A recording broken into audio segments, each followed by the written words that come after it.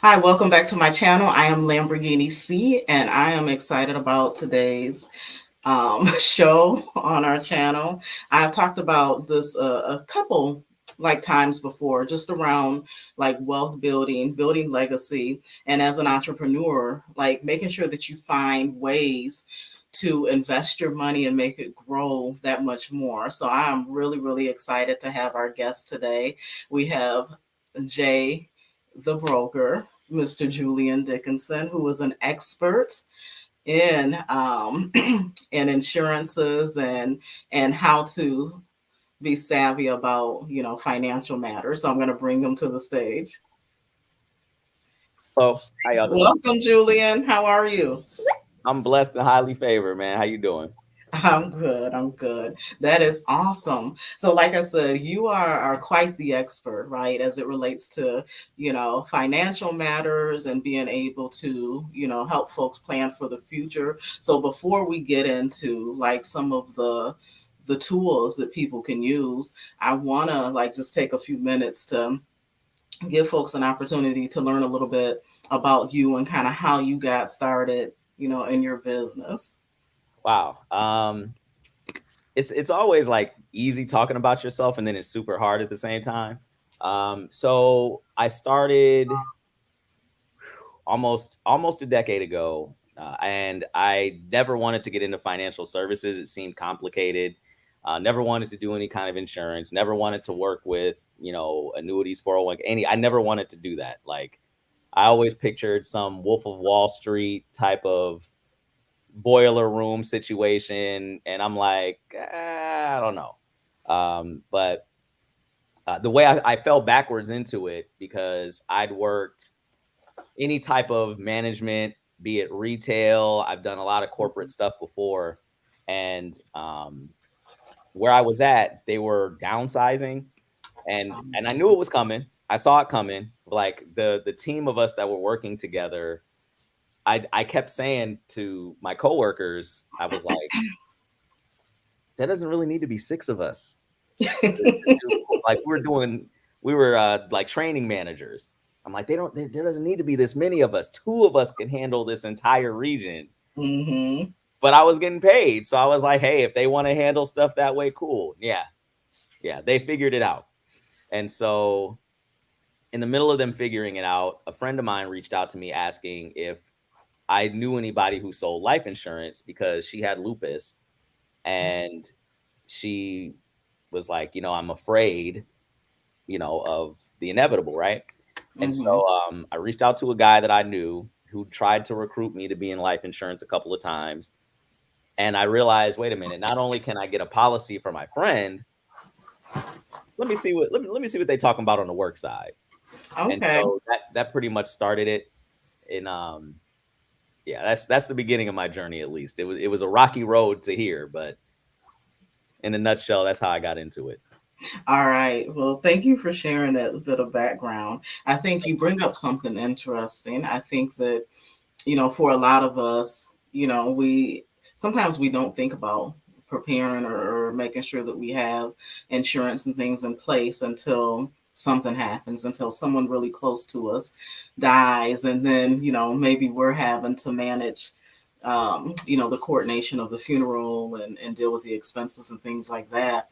Um, I'd love to pose to you, like as an expert, how soon is too soon, or is it ever too soon to get life insurance? When should folks really start thinking about their future and looking at some policies?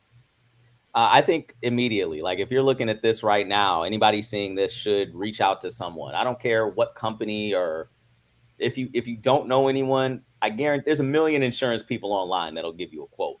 I read a statistic once that said that I think it's like 80% or somewhere around 80% of Americans who don't have life insurance don't have it because they think it's more expensive, and they think it's more expensive than it is by 300%.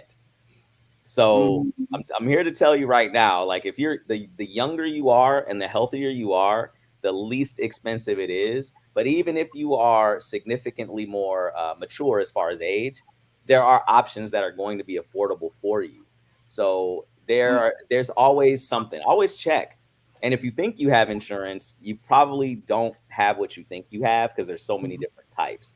So it's always worth checking it out, and it's always worth getting what you have looked at because you never know. Sometimes policies have provisions where prices go up, sometimes they Mm-hmm. terminate on you. So I would say if you're watching this right now, it's a pretty good it's a good time to at Yeah. least get a quote. Quotes aren't gonna hurt you. They're not Yeah. gonna hurt Or even like considering whether or not you have enough, right? I think all of us are aware of inflation right now, the last year, but just think about over like several years. you. Yeah. So I lost my dad a couple years ago. And it was something else because I knew he had insurance, but I didn't know what company. And then anyway, it boiled down to him having a policy that his mother took out when he was a kid. And at first, the insurance company was telling me it was like $500 or something. It ended up being more than Okay. that, but not enough to cover like the full amount of the funeral. But again, I'm sure like, he just thought like, oh, okay, I got that taken care of. But I think that, again, I bring this up because I think that it would behoove people to go and like, just even Google like what's the average cost of a funeral like nowadays. I think, especially over the last couple of years, many of us were hit with unexpected deaths in our family, just with the pandemic and things like that. And so folks might find out that they are a little bit short, and so they may even need to close the gap. And like you mentioned before, it may not be as expensive as they think that it is, to do that. And they might even be able to get policies in place where they can leave a legacy behind. I also think it's important to think about this too, and it's something I didn't think about until I was a couple of years into the business. But you may not think that you are the person who needs life insurance.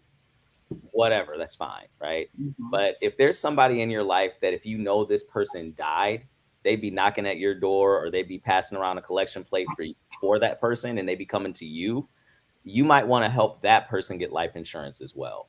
Mhm. And as long as there's what's called insurable interest, meaning that like you would be the person they call for the money and like you are related to them, like it can't be the milkman or something, it can't be the post office Mhm. guy. Um, that's a very important thing that we just a lot of people don't think about. One of No, our that is, one of our yeah. guys has you said what? I'm sorry. No, I said that's good you bring that up, right? Because especially like for people, if they are in business for themselves or, even like in a corporate role and in high level positions, a lot of times in their family, they probably are the go to person, or people just assume, well, I could just go to you. So I think I'm glad that you bring that up, that that's an option.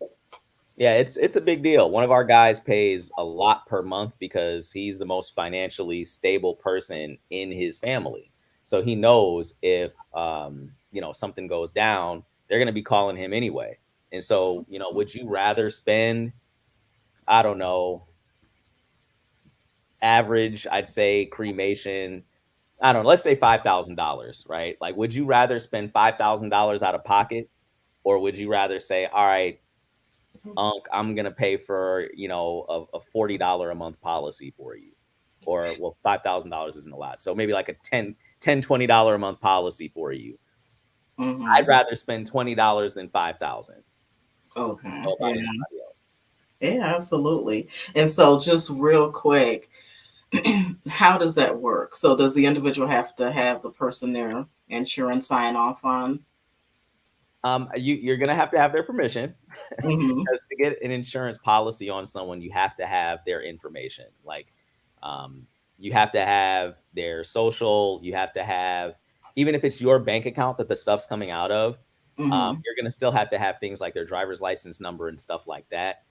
And from there, it's just a matter of making sure that they're healthy enough to get coverage. Now, let's say you have a relative that may not be healthy. Maybe they have cancer. Maybe they Hmm. have some terminal illness. You can still get coverage. It's just going to be a little bit more pricey, and there might be other stipulations behind it. But again, it's way better to have something than have nothing. Like I'd rather have something and not need it than need it and not have it. Mm-hmm. Mm-hmm. No, I think that's awesome that you bring that up. And so, one of the other things I wanted to, just touch on so that we can kind of learn from you is, what are some of the creative ways that folks can use insurance to help secure their future? I bring Oh, that up because, like, I talk about folks that are straddling, leaving like a job to mhm. pursue their dreams and go into business for themselves. A lot of times, like, the reasons or excuses that I hear a lot is that, well, at least like the job, they provide me with benefits, right? Because it feels and seems so daunting to folks that, like, well, if I leave, like, I'm gonna have to get my own benefits, I'm not gonna have a 401k, and and so folks get worried. But I know that you know you can share with us some other, like, some alternative ways to maybe be able to fund the future. Yeah, I have a lot. I have a Oh lot. boy. Um, Just give us a couple, like yeah. this. So the so first thing I'm gonna say is anybody who has life insurance through their job, good on you. That's good. That's fantastic. I'm not gonna trash talk it. Just Mhm, understand for I'm not even gonna make up a percentage, but like for a vast majority of employers, 31 days after you quit or retire from your job, that insurance is gone. mhm, That's what they call a group term. So what that means is once you're if you're in that group, right? You're this Apple Pencil. This is the group. You're in this group. You've got that mhm, really cheap rate through your job. You're getting all this fantastic coverage. But after you leave that group, you're an individual. So you're subject to the same rates, stipulations, and everything else as a regular individual at the age and health that you're at when you are not in that group anymore. mhm, So most of us, let's say we started this job when we were 25. If you retire at 70 or something, most of us are less healthy at 70 than 25. And we are definitely older at 70 than 25. So you could have had your own insurance at 25 way cheaper than at 70 when now you're less healthy, it's going to be more mhm, expensive, and in some cases you're not going to qualify for the majority of the companies and coverages that are available to that healthy 25-year-old. It's mhm, all insurance, y'all. It's based on risk. So if you do have work insurance, that's cute. That's good. Keep it. That's fine. But right now, understand if you have work insurance, you're renting that insurance. You don't own it. You do mhm, not own it. Um, Another key thing to note, and I know this isn't necessarily what you asked, but I'm talking about it. So here we go. um, Another good important thing to note: there are a lot of companies who will let you keep the work insurance. Not a lot. There are a few, but mhm, again, if they are the ones paying for it, they can change it or take it away. Anybody mhm. watching, instead of me like going on a tangent about it, Google Google what happened to Sears retirees insurance in like Oh, 2013, I think, or was it oh 16? wow. They got rid of it. New CEO came in, boom, they pulled it. What are the retirees gonna do? Nothing. Mhm. They pulled it. So again, if you don't own your own insurance, if you're not paying for it yourself, you are subject to the person who is paying for it. So Wow. not to scare anybody, but again, it's worth looking at it. I mean, a quote is not gonna hurt you at all. Mhm, Um, but the question you asked, you asked me about creative ways to kind of like fund and whatnot, like your own, journey. So mhm, one of the things that we have an ability to do is get you a policy called a return of premium, which for those of you who don't necessarily aren't as savvy, it's a term policy in a way where you'll have a policy for, let's say, 30 years. Well, unlike most regular term policies where after 30 years or whatever the term period is, instead of it just terminating and now you just, hey, you didn't die, they kept the money that you spend and you go about your life and try to get some other coverage, they give you all of the money back that you put in.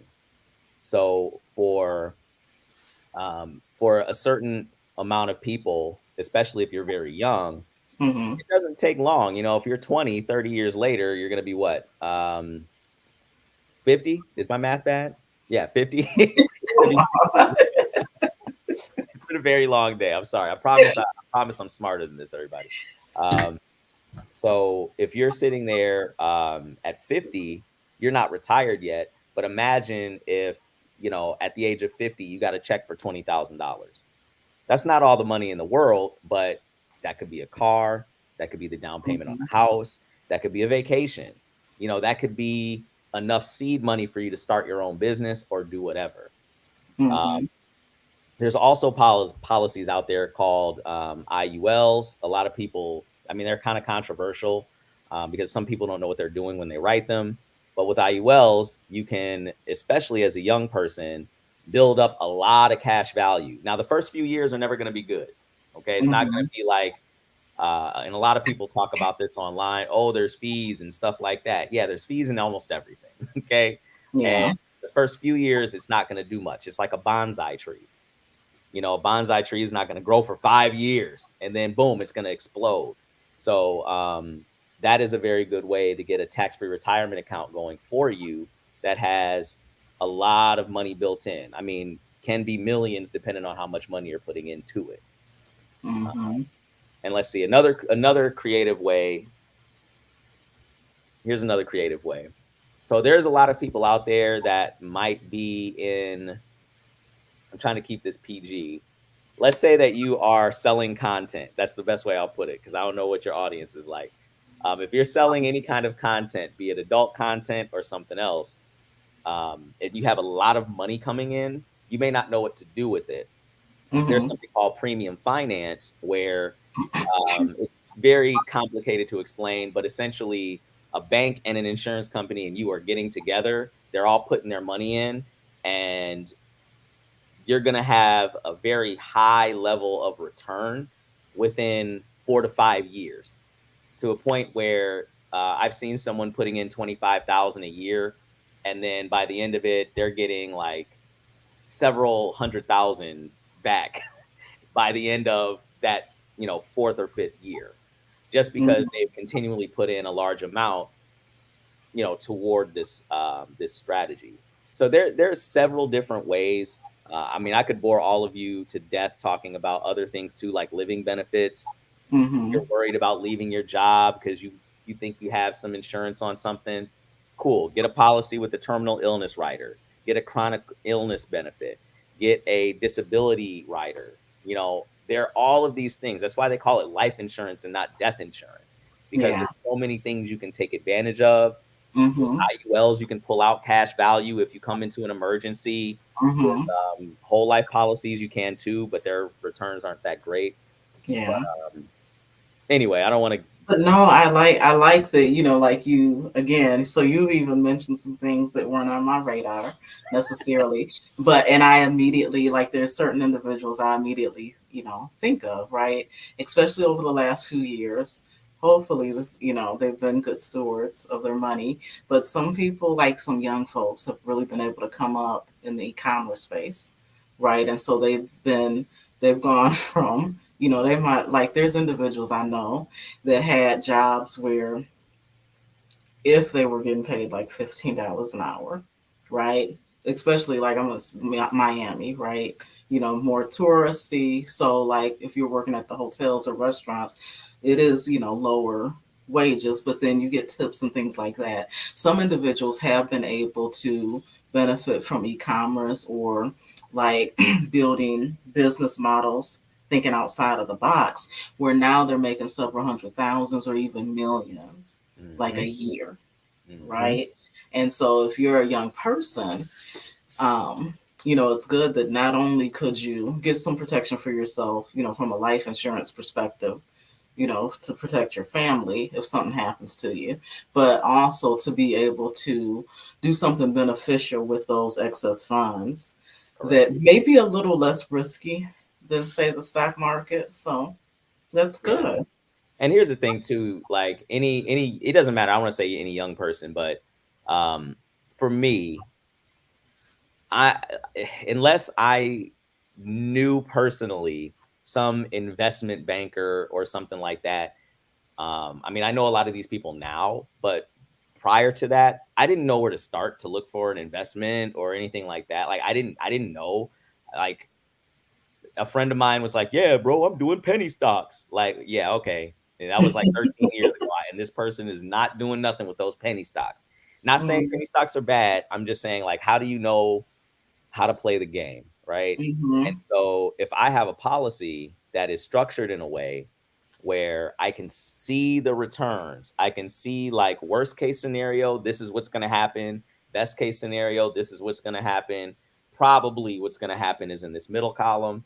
I can see where my money is going. And then they also send me statements like about the value of the money that I'm putting in. I feel a lot better, especially when you're playing a lot of stocks and stuff. There's a big risk of loss, whereas like annuities, IULs, things of that sort, zero is your hero. You've got a floor. It's look, Mm-hmm. it hits this Mm-hmm. floor. You just didn't make money, but you didn't lose. You just didn't Yeah. make anything. Yeah. So yeah, And so, how late is too late to get insurance? when you're dead, Okay, I like that answer. I like that 80, answer. 80 is hard.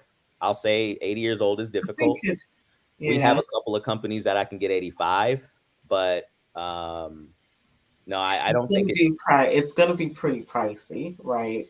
And so I think, like to your point, I think about a situation, but um, so I talked to an individual who was trying to get insurance on his parents, and they were in their 80s.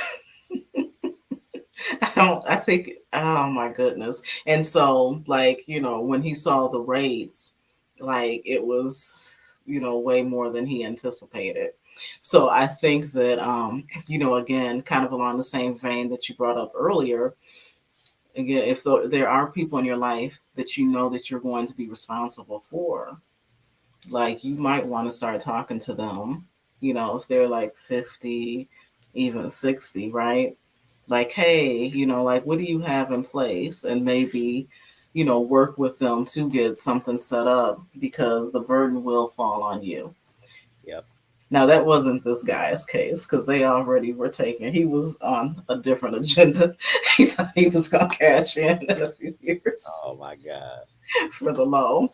But no, but I think that, again, like you bring up some great points that again, just because we're all just strapped with the hustle and bustle of the day to day, like you don't really think about these things often until something happens that is life changing, if it's not to you, it's to someone very close to you that gets kind of those wheels turning and the thought process around, yeah, I wonder if my mom or my dad has, enough in place, or am I gonna have to come out of pocket for that?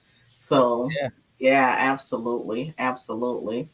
And so what would you because you're an entrepreneur, yourself and have been for many, many years, is there any advice or anything or encouragement that you would give to somebody that maybe is kind of straddling the fence of wanting to go off on their own, but they're letting that fear of being able to prepare or provide some of the things that traditionally they've had a corporation provide for them as it relates to the different insurances. Like I've had a guest on before to talk about like the healthcare, right? And to kind of help diffuse some of the myths around that.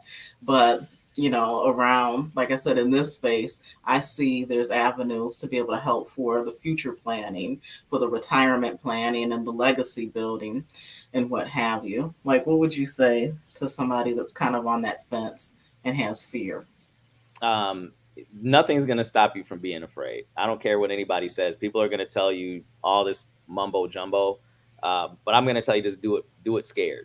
Do it afraid. Mhm. You have to start somewhere. There's no absolute right guide for it. There's no amount of podcasts like this. There's no amount of YouTube videos. Tony Robbins, Mel Robbins, and David Goggins. There's no amount of those videos that are gonna make you do it. They've Mm, already got their money, right? that's And there's no true. course, and the amount of courses that you can buy. Bless you. There's no amount of courses you can buy that are gonna make you do it. You just have to do it. Just do it. So if you know are worried about insuring your business, get an LLC. It's not difficult. If you don't know how to do it, you can go on. Oh, I can't remember the website off the top of my head now. There's a great website for it. We know a lot of people. Lamborghini C, she's plugged in. She knows a lot of people in my organization who can do this and help you with it. Um, they can start you with your LLC. You can build business credit. There's a guy that works with us that has a credit repair and credit establishment company, so that if you need materials and things and you want to build your business credit up, boom. It's just really getting on a call with somebody who knows what they're doing, getting the information and getting going. Because Mm-hmm. listen, tomorrow's gonna come whether you do something with it or not. And Yeah. then like think about something that you wanted to do 10 years ago. Think about ideas that you've had that you've seen other people do and it wasn't as dope as what you were going to do with it. I've seen it Mm-hmm. happen for me a million times. I invented the barcade, by the way. I just didn't get started with it. I was talked out of it by friends. Now explain what that is. What is that? It's an arcade in a bar.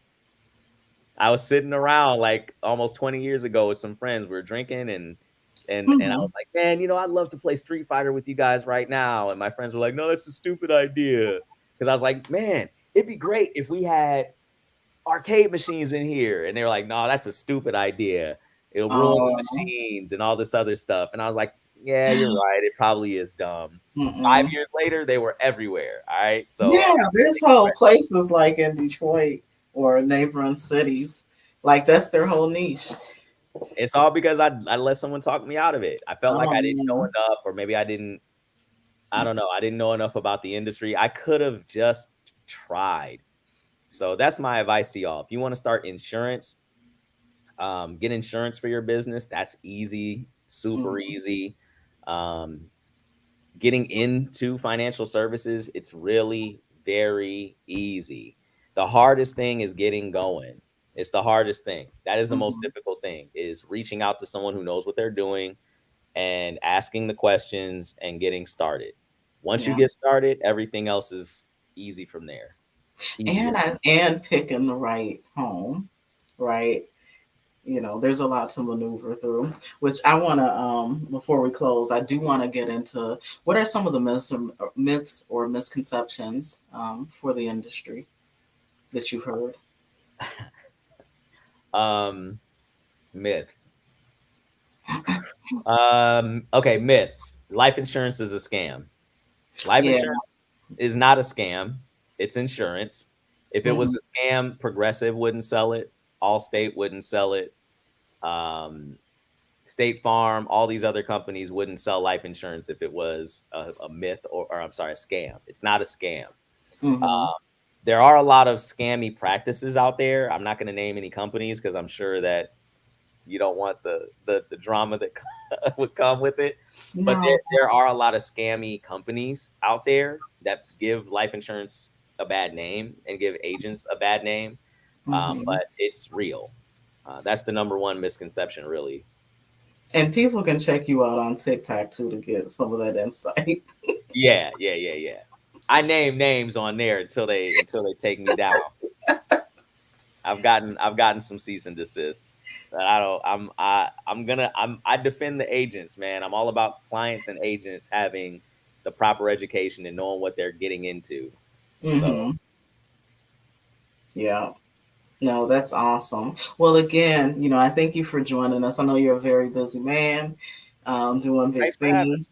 Yeah, thank you for popping in and providing that level of insight. That was the goal, like for today, is to just kind of spark people's minds, right? Because, like I said, for many of us, no one like ever has the opportunity to have someone sit down and really go over different options with them.